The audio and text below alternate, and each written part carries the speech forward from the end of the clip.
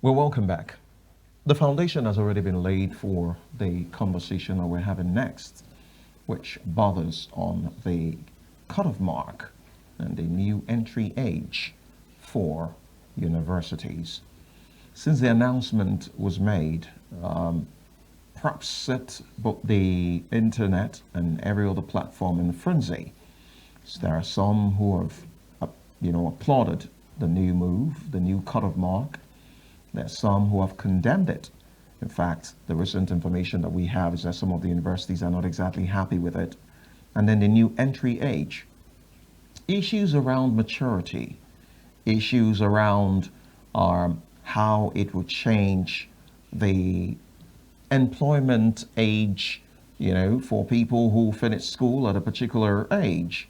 I belong to that generation where before you get into school, you would have to put your hand across your ears as a way to measure. But that era is gone. Entering the university at age 16, does it come with any implication? Does it have any problem? Will it guarantee students finishing on time? What about the ASU strike? What about these other issues? Everything in and around the JAMB cutoff mark and, of course, the new entry age is what we'll be focusing our attention on. And joining us this morning is a Dean of Student Affairs, University of Uyo, a public affairs analyst, a professor of law, Professor Etifia Ekanam. Good morning to you, sir. Good morning. Good morning, Prof. Thank you. And we're looking at the cutoff mark for JAMB and the acceptability by universities. I remember from back then in 2009, the cutoff mark was 170. And then in 2010, it was increased to 180. And that 180 was up until 2017 when it was dropped to 120. Of course, that faced a lot of criticism. And then now we're looking at 2025, but we're talking of 150.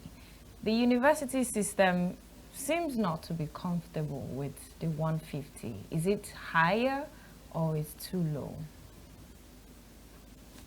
Thank you. The cutoff point was not imposed. That is one thing we need to know. That the leadership of JAMB has tried to be very open and transparent in its business, at least under the present leadership of Professor Luyede.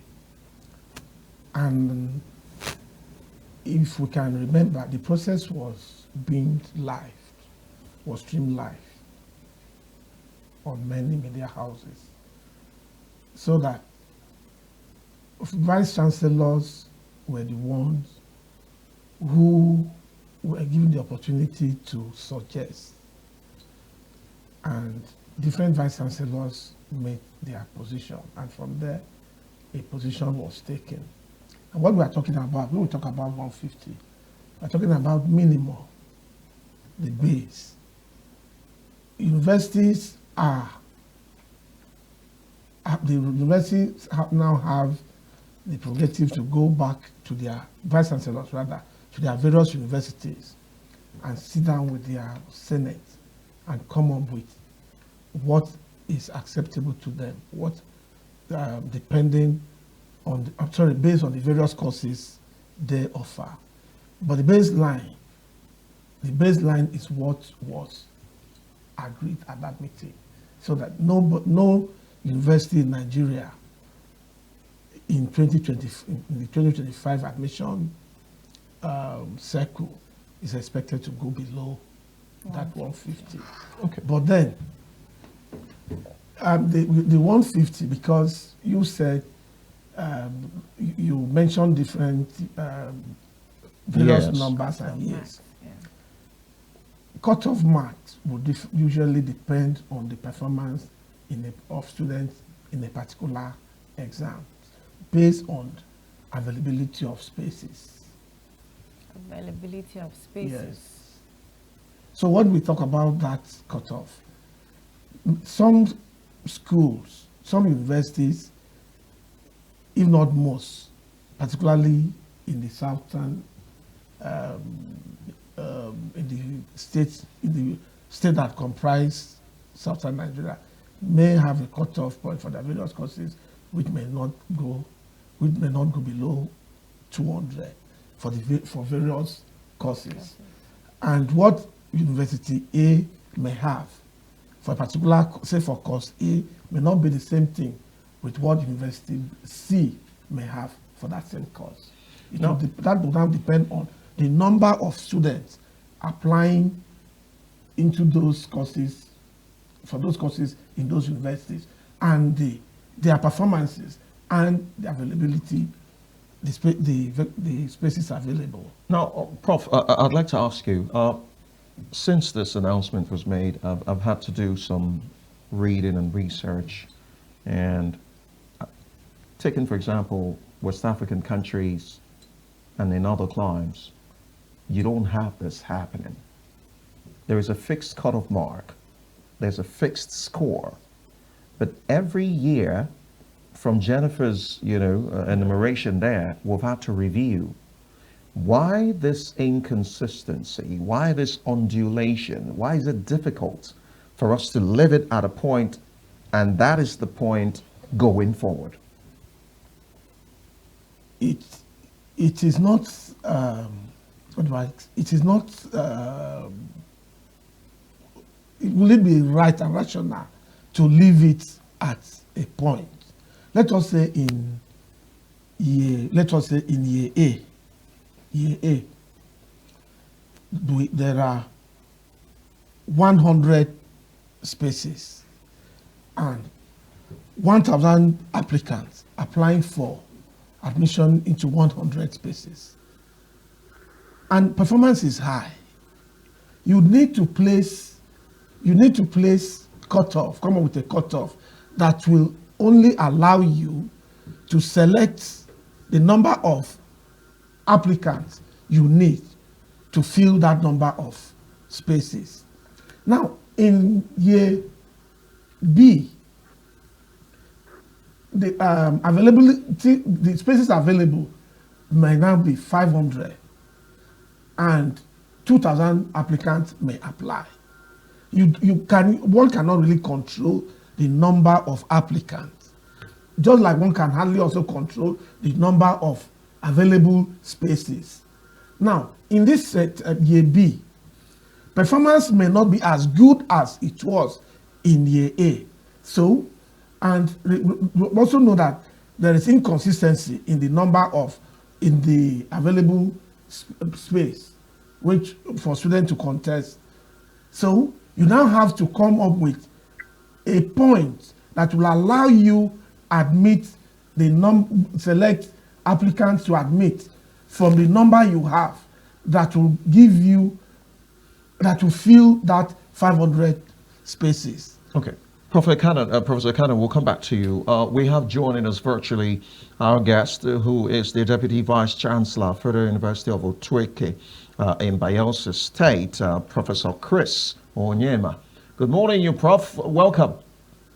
Yes, good morning. How are you this morning? We're okay, Prof. How's Bayelsa? Morning, How's Prof. Otueke today? Bayelsa is ready, but beautiful. All right. Good to have you join us. And we're just talking about the cutoff mark announced by the Joint Admissions and Matriculation Board, JAMB, for universities. And I also want to put the question to you. You think the cutoff mark is too low or it is too high? This is not a question that requires a one-off answer. We have to put together what JAMB is supposed to calibrate and recalibrate before arriving at that particular score. It is not enough to say it is too high or whether it is too low. Let me begin by clarifying an issue. It is not actually JAMB that fixes what is cutoff mark. JAMB reacts based on the performance of candidates and also input from heads of tertiary institutions. All JAMB is trying to do is ensure that the heads of tertiary institutions do not shift the goalposts. So the are able to arrive at what will serve as minimum standard so that no tertiary institution can go below what has been approved. Remember, JAMB remains the regulatory body for admission into tertiary institutions. Okay, Professor Onyema, I'd like to ask you, I had asked our guest who's here to speak to the issue of inconsistency, and in his analogy, he did talk about available spaces determining the cutoff mark year on year. Should we be talking about available spaces to determine cutoff mark, or should we have a benchmark?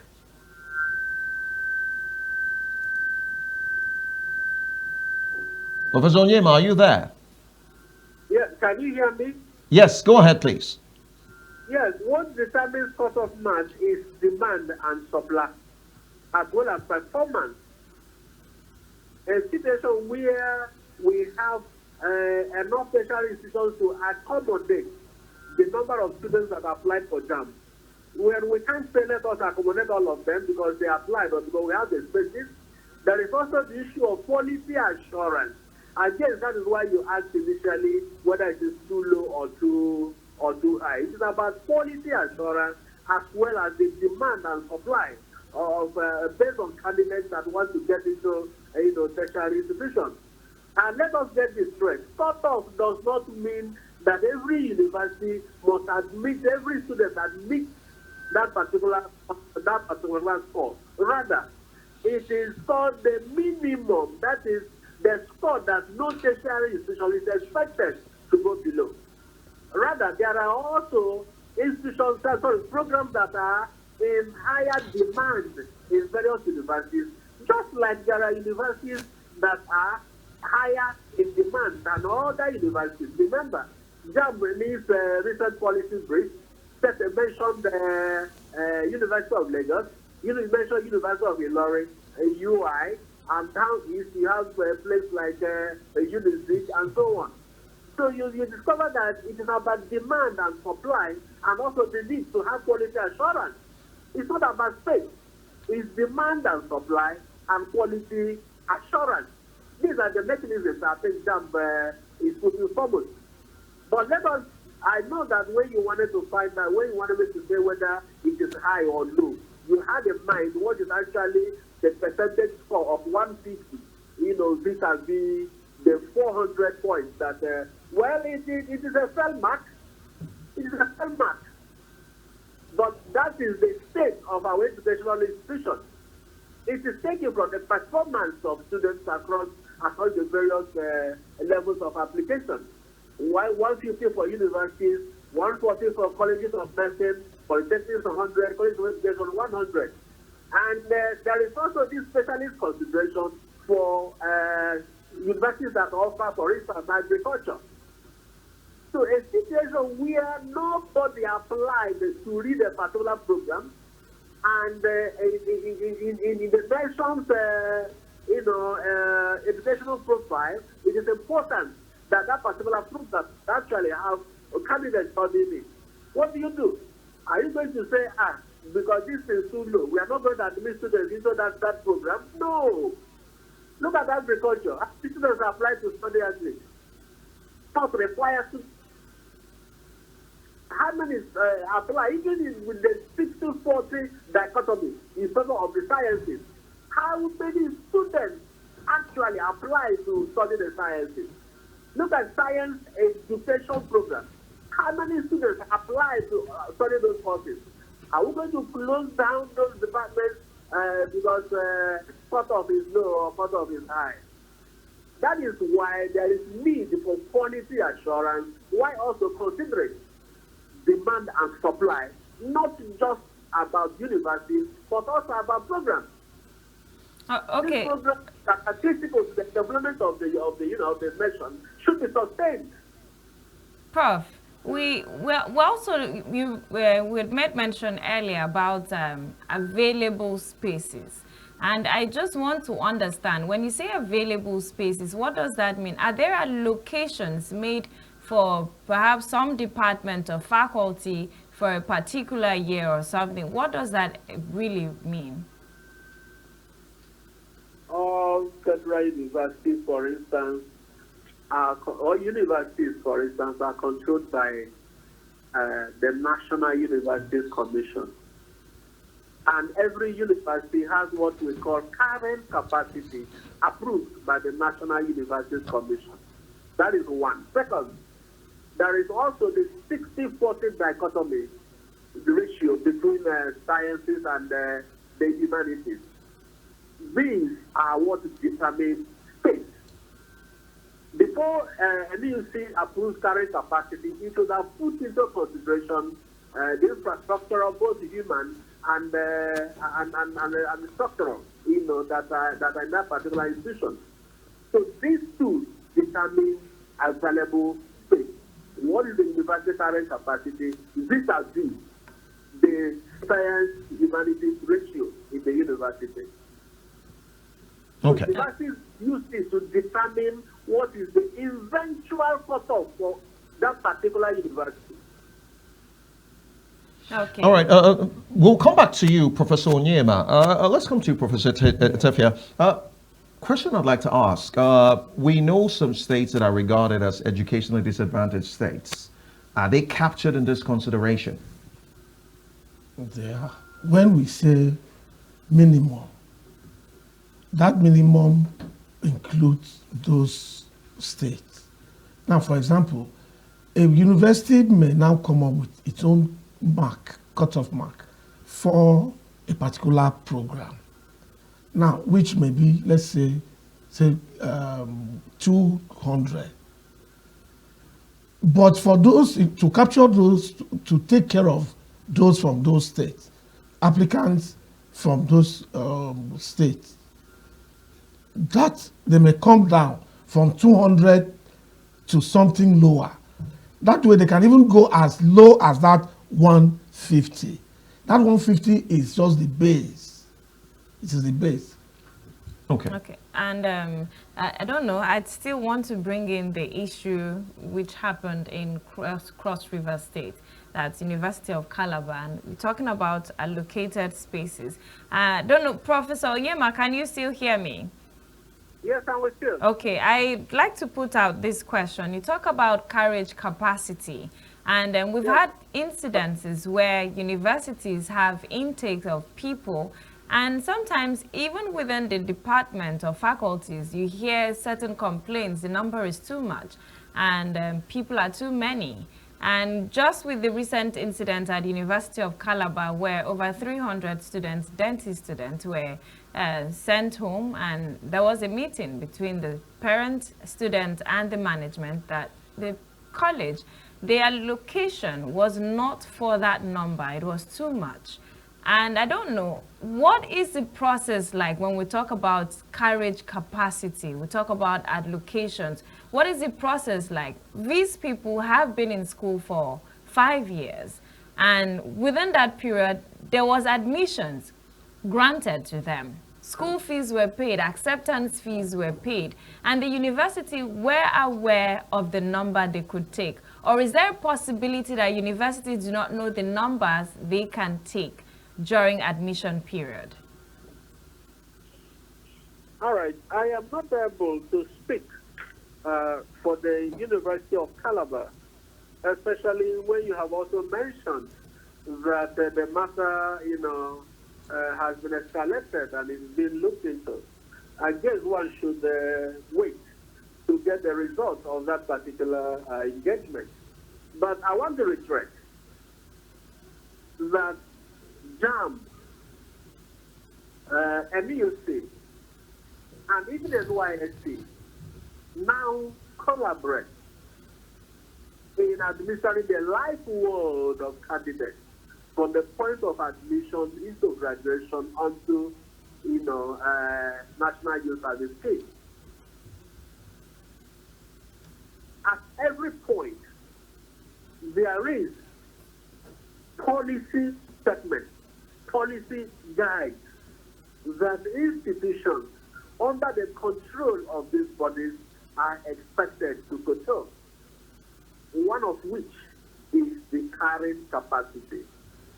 Universities are not expected to admit students beyond that number that has been approved for them by the National Universities Commission. That is actually what that concept of carrying capacity is. So that, I mean, look at the scenario you just pointed out.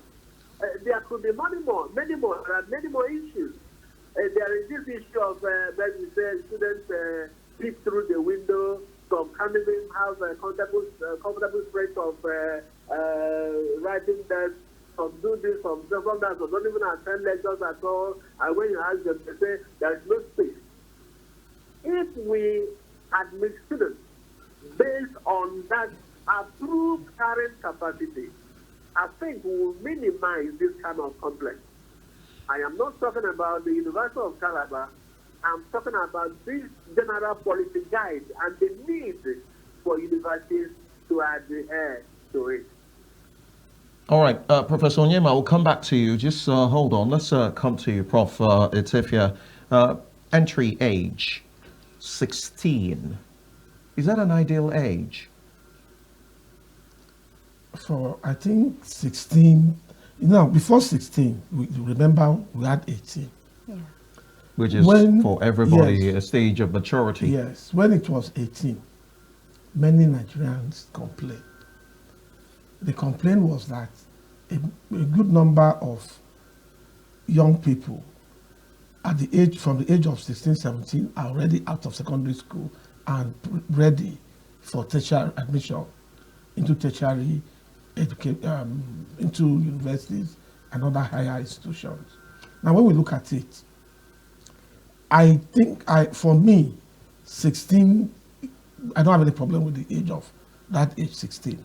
Because if you take it with the policy of 6334, 6 years in basic education, that's primary school, secondary, that is both junior secondary and senior secondary, that's another 6 years. That is additional 6 years, making it 12 years. Now, if the child had started primary school at the age of 5. At the age of 5, you say 5. I wanted to say well, 6. that's what Yes. the intake says. Okay, let's say, okay, at the age of 5, that would be 5 plus 12. 5 plus 12 will give us 17. But now, you agree that these days, parents even get their children to school at younger ages. Sometimes, Jennifer here said 2 earlier, but let's look at 3, 4. Now, if it is 3, 4, and sometimes parents even also encourage their children, particularly in private schools, to skip classes. Sometimes we have heard people talk about double promotion and things like that, and put all of these into consideration. At the age of 16, I think the child should be prepared. Now, we have had cases where students, very young, being exposed in the university, in the higher institution. And you find students who are still supposed to be under the care of their parents. They're still now learning. Now having that level of freedom. Autonomy. To do whatever, anything. The university is a very free place. The university is an open door, which, like I normally would tell my students, when you get to the university, the gate of the universities are always open.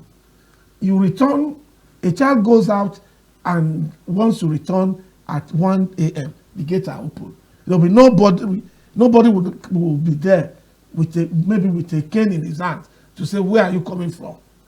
So for me, I think the age of 16 is not too bad. Okay, Professor I think we should bring it to Onyema. Professor Onyema, are you there? Yes, I'm with you. Okay, there are people who are worried. I spoke of my time in primary, secondary We used to just put our hands across our ears, as a way to gauge your maturity. I'm sure you can relate with that, Prof. But the issue of 16, some of these children are supposed to still be under the tutelage of their parents, and exposing them to that autonomous world too early. Is anything wrong with that entry age? As a matter of fact, I am asked this particular question, came up because this happens to be one of the very strategic policy decisions of JAMB. Just like the professor who spoke earlier had mentioned, we have an educational policy in place, the 6 system. If you add that to the number of years that a child should actually be prepared to go into the higher institution, will be hitting something above 16 and 17. So for JAMB to have made 16 the benchmark for entry into the university system is very positive and strategic. And let me explain. It draws attention to the complicity of parents. Parents do not allow their children to reach the maturational age before sending them away to school. I think there is also this politics of image and reputation. My child is already in school. My child is in the university. So parents even request teachers to promote what they call rapid promotion. Yeah. So that a child may skip primary 1 and get to primary 3. And most of these schools are private institutions that are interested in how much money they make from these parents. So they promote them, and you find a child who is 14 and the child is ready to get into the university. But what is the implication? The implication here is that the child finds liberty too early and may not be able to manage it. That is the social, the social danger of getting students into a higher institution. Moreover, students in the higher institution are treated as adults. These 14 and 13-year-olds that are pushed away into the university, are they adults? Can they handle the student life world? Can they navigate life independently? That is why you see somebody who should actually be focusing on his studies, be managed as a delinquent. The students we admit into the universities are supposed to be our children, and we serve in local parentage, like it is said. But how can you manage a student who needs more breastfeeding from the biological mother? That's one of the challenges we have in the university system. Okay. So the maturational age as an educationist is actually that 16 for the child to be in the university. But please, before let me mention this. Where you had asked my colleague earlier about catchment and educational less advantaged states. Yes, the university admission system is strategized in such a way that there is a percentage for merit, a percentage for what is called catchment area, and then a percentage for the educationally less advantaged states. These are all factors into the university admission process. Okay. Well, let's still look at the issue of age limits. And in Europe and London, the age limit for tertiary institutions there is 18 years. And we also look at here in Nigeria, it used to be 18. And during that practice, we've had issues of falsification of age. Now we're bringing it down to 16. Are we still going to have such experiences of falsification of age? Because we know how that has been a trend in the universities. You see parents go around to falsify the age of their children just so they could meet the age limit for the university. Unfortunately, the university system happens to be a microcosm of the society. I am sorry to say this. This is not flattering, but that is reality. But until that it was better, or the situation we have now is better than last year, when parents and wards we are struggling to have the admission year reduced to 15 and 14. And remember, there is an accommodation JAMB has made for high flyers, especially gifted children. In other words, if a child is supposed to score well above 300 in JAMB, it is assumed that the child is a high flyer. Even the clients that you mentioned, they still have provision for gifted children. They are not restricted by age. Okay. Now, Prof, just hold on. We'll come back to you. I don't know that 16 is too low. Okay, but we'll come back to you. Professor Tefia, you are Dean, Students Affairs. So this gives you the opportunity to speak largely about age because you deal with all these people every day. Now, I'd like to ask you, 16, you interact with these people all the time. Can you gauge the maturity level of a 16-year-old vis-a-vis 17, 18, 21, and the likes? Ordinarily, an 17, 18-year-old should be more matured than a 16-year-old. But then,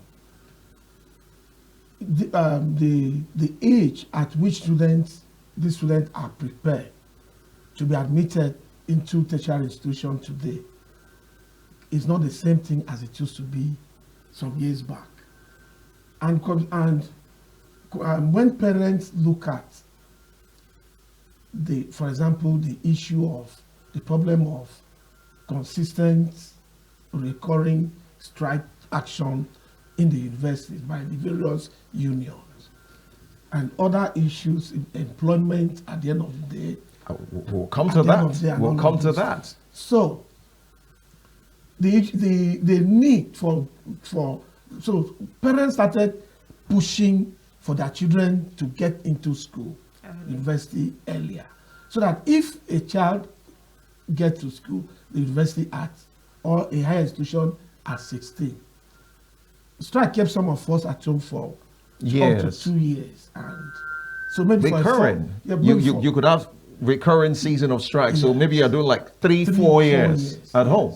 So when all of these are considered, parents feel that the child will still be able to be ready for the employment market early on time. But then, my experience has been that when a child is too young in the university, he becomes a threat even unto himself. He becomes a threat. He becomes vulnerable. Sometimes, in the midst of, you could have an argument with other students and he begins to cry. And you look at this child and you know that this one was not ready for where the parents have now brought him. So I am thinking that when we say 16, it doesn't really mean that every student admitted into the university is going to be 16. 16 is just the minimum. Okay, I'm concerned about the issue. One problem that we've had, even with secondary schools, is the issue of bullying. Yes. A 16-year-old, I know how old I was before I left secondary school and then getting admission, and then the many years I had to stay at home. Question I'm asking is, this kind of issues, bullying, and some other issues that threatens the mental stability of the students, don't you think that also should be put on the front burner here? Can they handle the pressure of the university institution at that age? Yeah, to a large extent, it will depend on the policy of that institution. Many institutions, including mine, have policies in place that bullying is not tolerated. Bullying is not, there's no place for bullying at all. But now, you can't be everywhere. When you can't be everywhere. You don't have to be everywhere. You don't have to be. Schools usually have what we call orientation for freshmen. Now, during that orientation exercise, freshmen are exposed to the university, the system.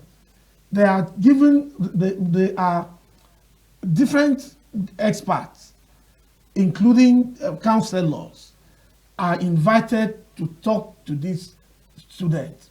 And they are told, if this happens to you, this is what the response. If this happens, this is the response. For example, as Dean of Students, my phone number is available to students, and students are free to call me 247. So that recently, at what time, a student called, and I had to be in the hostel. I had to be in the hostel at about 12 a.m. to address an issue. And you look at the child, maybe without him asking, how old are you? But the mere fact that that student knew that if this happens to me, I have a number to call. And he called that number, and the response was swift. And like in the hostel, they have porters and other people, other officials there on ground to attend to them. So I think the policy of a particular institution in Nigeria, bullying is not accepted in any of our institutions. All right, Professor Onyema, are you there? Oh, yes, I'm back. I lost the contact. Yeah, we'll blame that on the weather. Prof, there are people who believe that this will have an implication on the employment market. You have some places, they'll tell you they want a 24-year-old with 2 years experience minimum. Does this put any pressure whatsoever on parents to rush just because they need to meet up with the employment market benchmark for age and getting the awards, the children in school and the earlier than they should? consideration of the strike, and Yes. some cases you have people stay We're looking at the home for a implication year of or this two, now. and what the implication? You don't think this would also push the parents to want to rush the children into tertiary institutions? The implication of all of this is that while I am endorsed totally the 16 years benchmark, plus the waiver given to the gifted children, I think the implication is for our policy decisions to be holistic. If we talk about strikes, what is the causes, or what are the causes of this strike? If we talk about the minimum age for employment, is it not possible to also extend this particular decision, this particular policy, to also influence what employers put out there in terms of employability age? So I believe that JAMB is still testing the waters. By the time we consistently adopt this 16-year minimum, there is a need to also expand this, to extend this to other policy points. For instance, why would banks say that once you are 27, you are no longer qualified to be hired? Why would, for instance, why would somebody put you in a particular number of years and you say you must retire? A professor, for instance, or a student who eventually graduates, does a master's degree, gets a PhD, and begins to look for a job. Are you going to still say, no, you are 50, you cannot be hired? Are you still going to say, oh, you are 65 and you are not professor, you should retire? So for me, this is the implication. Let us not hold this benchmark in isolation. Let us extend it to other venues so that we have a holistic picture. No. Whether parents have any reason to raise concern, yes, they should. But should they properly have reason to raise concern? For me, no. Let us key into this policy.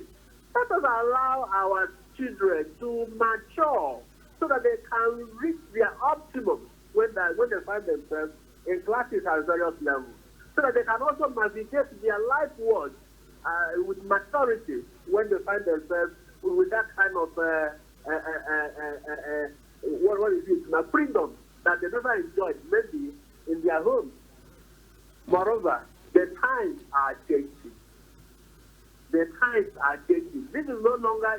is unfair for us to begin to compare this era with that era of crossing hand by the ear and touching head and touching the ear.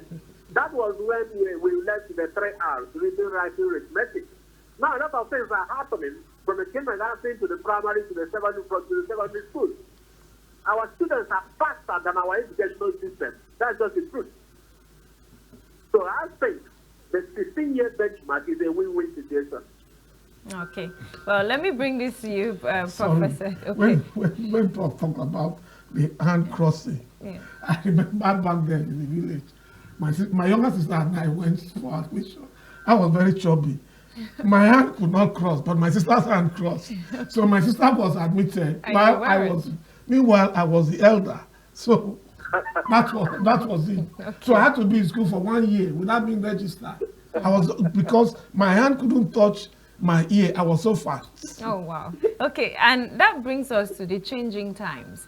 We see that even at very young age, in some private schools, these children are taught to adapt to technology and innovation. And you see that with AI now, so many children can talk about several issues and they are intellectually sound in some way. You think this might also bring in some form of changes or transformation in the tertiary institution such that we can adopt the changing situation, the innovations coming in to change the narrative in the tertiary institutions? Yeah, I think I agree with you. I agree with you because these days, the kind of things we see young people do, very different from what used to be. The 16-year-old minimum is only a baseline. Now, you look at these students today. Many of them can do and manipulate devices. Some of us were back then in school. There was this course we did, Introduction to Computer, something like that.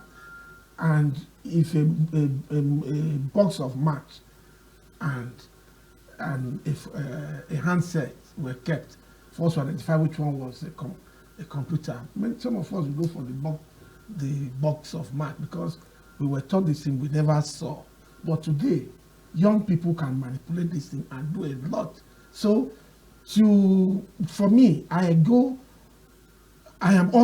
in all fours with the 16-year limit, because at that age, then also depending on the level of maturity of these children, because of what these children have been exposed to. These days they get the level of maturity they get more matured much earlier than we were. Now there's something I've noticed lately. When we look at how we were, the ages many of us were back then in the university, and compared to the ages of the students we see these days, the students we see these days are look much younger than in our days. So I think the 16-year-old, the 16-year limit is just to accommodate the changes we have today, so that keeping it at 18 would have cut off deprived so many children the opportunity of Prof Onyema, let me bring this to you. Prof, are you there? Yes, I'm with you.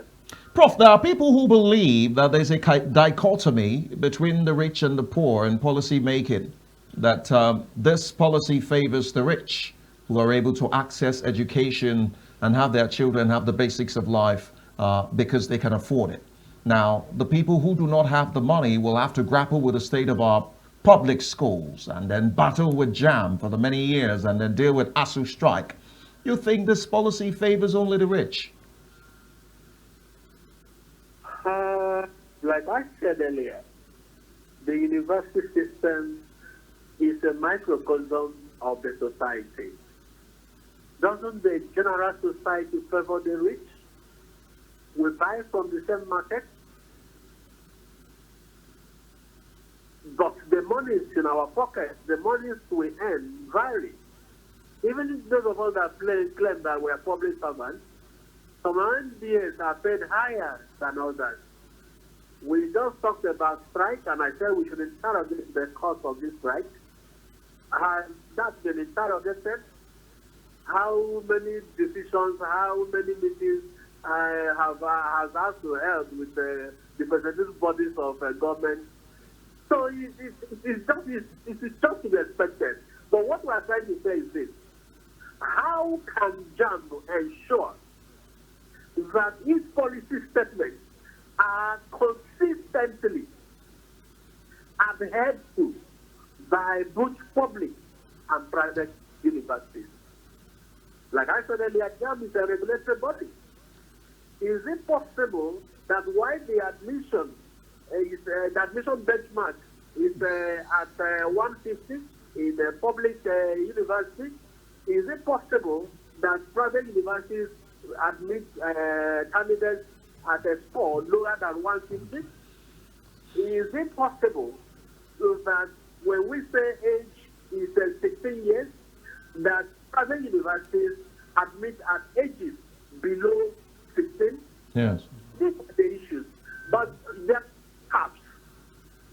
The JAMB central, a processing system where this has been so calibrated that it is not possible for even a private university to admit any candidate below the age of 16, where it is not possible for JAMB, for any university to go below, whether private or public, to go below that 150 benchmark. But whether to say that some parents and worse have more money in their pocket and can afford private universities more than others. For goodness sake, that is correct. And it is something that is clear in the public that we don't need to overflow. Okay, Professor Onyema, yes. I'd like to bring up the aspect of checking what is done in private universities. Now, I want to bring that up because of this age limit and the cutoff mark. You understand that in so many private universities, some of these considerations are not made. And so parents who can afford it, because that's what they're looking out for, parents who can afford it will go for it. And isn't there a way that this can be checked, maybe through the National Youth Service Corps, a particular age range? If we're looking at 16 years, it means that after 4 years, you should be done with the university, and that puts you at 20. Ideally. Ideally, in such cases. I said that earlier. JAMB, NUC, NYSC now collaborate on policy benchmarks.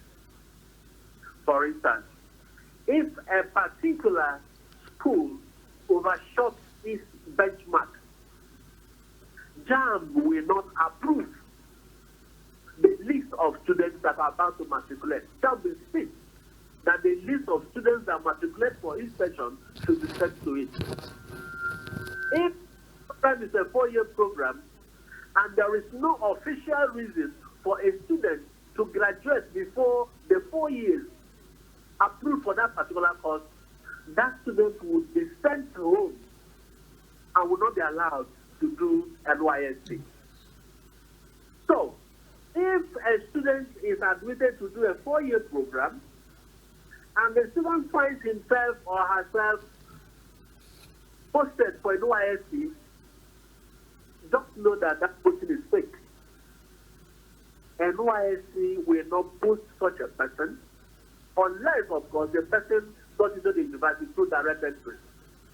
The collaboration, as far as I know, is effective. I have been there council of about 3 years now, and I've had the privilege of representing my VC in most of these issues. And at a federal university, most of these matters come up. We find ourselves interfacing at various points with JAMB, with the NUC, and NYSC. So if it is about this collaboration, I think it is already there, but what we'll be pleading is for our structures to be strengthened so that there won't be any relapse at any point. Okay. Okay, and we have some social media reactions with regards to this cutoff mark and age limit for tertiary institutions. We'd like to take some of those social media reactions and, of course, feel what other people are talking about in that regard. This is from Edidiong, the creative writer. It says here, if the cutoff mark will be 150, then why is the highest score 400? Is 150 and 100 not too small? Kids do not need to prepare next year then, when they can easily get 100 or 150. All right. And this is from M. M says, TBVH, reducing JAMB cutoff mark is to 150 will compromise the academic standards and lead to the production of underqualified graduates. Also, the motivation to strive for academic excellence will significantly reduce. This, to me, doesn't seem like a great move. Okay, we'll get to talk about that. Sunflower says the JAMB registrar should honorably resign if he still has any integrity left. This year's exam has been an abysmal show of shame and reflects a failure in leadership. Pegging the cutoff at 150 or 400 for admission to a university spells doom for the future of this country. All right, Professor Tifa, let me come to you. There are some who argue that this inconsistencies in policy direction speaks largely to our falling standard of education. Do you share in that sentiment? I wouldn't say this, the policies are inconsistent. I wouldn't. It is like the cutoff point. We have stated how the cutoff point is reached.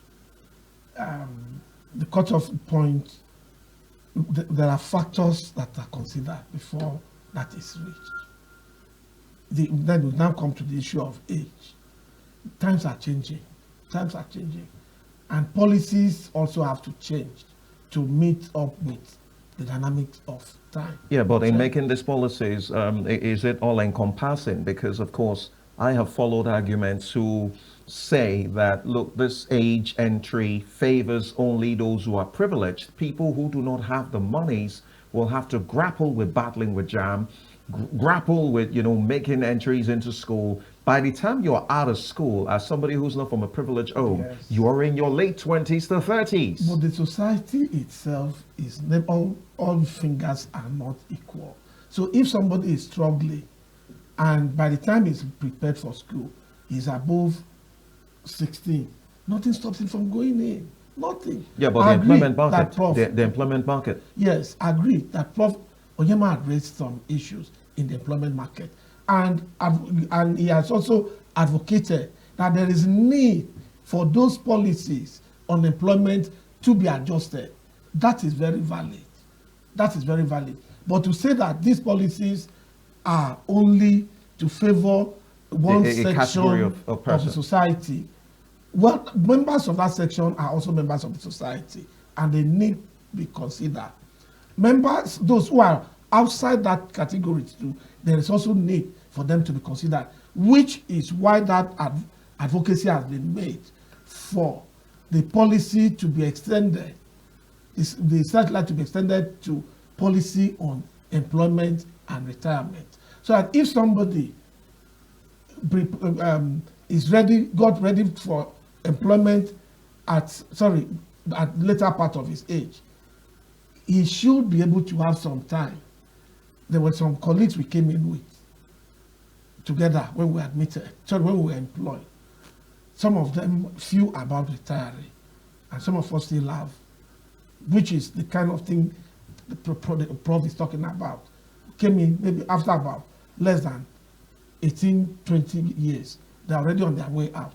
While others may still be having, others that came in with them may still be having up to 15, 20 years.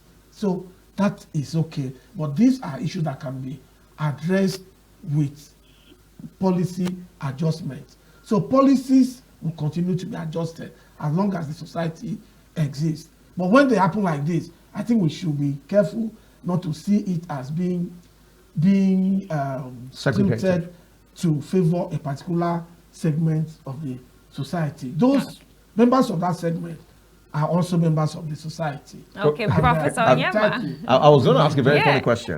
I was going to Okay. ask a very funny question. Prof Onyema, are you there? Yes, but there's something I want to understand. So I do not miss the mark. How does this policy statement, how is it supposed to be favoring the rich here? Is it because they can afford to send their kids to the private universities? If these private universities are in Nigeria, do private universities apply a separate benchmark? No. The answer is no. No. The answer is no. They can't go below that 150 that JAMB has approved. But if it is about sending their children abroad, maybe I'm not able to contest that. But let us also look at the statistics that JAMB provided. Out of the 1,955,069 candidates that start for this JAMB, only 17.11% scored above 200. Only 17.11% scored above 200. And for those asking for, well, I don't begrudge anybody his or her personal opinion, but saying the JAMB director should resign and all that, it's okay. But let us not forget, too, that in 2017, that the benchmark was 120. And if last year was 140, 150 can only be an improvement. So if we didn't call for somebody's resignation this year, why now that we seem to have even raised the stake? Okay. All right, you were out there posing a question, please. Okay, I think Sorry, he's I wanted to also say Okay. this. If anybody is calling for the resignation of the head of JAMB, I think that prof is one of the most respected Nigerians. He is in his service as the registrar of JAMB. I think he has stood out. And if for anything, but from my perspective, I think he deserves to be commended. Okay. Well, I was just going to ask a funny question, though. Okay. Well, this question is for you, Professor Onyema and Professor Tefia. As funny as it sounds, are we relegating the old people to the background? Is the world no longer in need of old people? We now have two categories of human beings, I'm afraid. The BAF and the BBC. The BAF are those that are born after computer. The BBC are those that are born before computer. I don't know where you belong. So it's not about old people and young people. It is actually about what the world has become. What the world has become. It is a fact of globalization. The world is increasingly becoming a small village. It's a small village where what happens in a particular climate affects every other climate. Now, we no longer talk about old and young now. We talk about our ability to key into, happenings of the moment. How is one, for instance, able to learn, unlearn, and relearn? Yeah, that is the issue actually. For individuals, we should be able to set our own KPI, what our own key performance indicators. How have we improved in what we think, is our life world? How do we improve, ourselves and what we think is our... Let us look at the opportunities available. Let's look at where the world is going to and see how we can school ourselves, to key into the whole of that. It's not about age. I mean, in terms of age being a biological reality. All right. Age is actually a performance reality. Professor Chris Onyema, we must thank you, Deputy Vice Chancellor, Federal University, Utrike, Bayelsa State. Thank you so much for your time.